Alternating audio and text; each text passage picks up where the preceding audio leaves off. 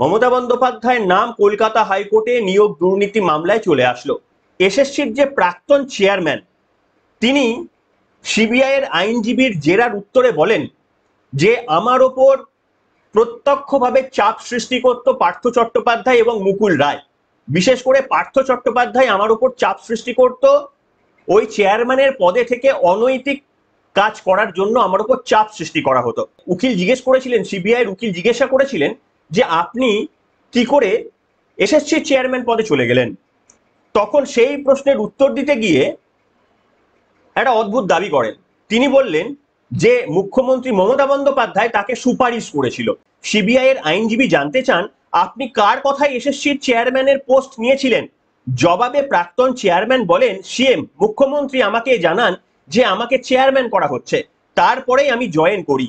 এতে বাধা দেন বিবাদী পক্ষের আইনজীবী সঞ্জয় দাশগুপ্ত। তিনি বলেন মামলা থেকে এই নাম মুখ্যমন্ত্রীর নাম বাদ দেওয়া উচিত।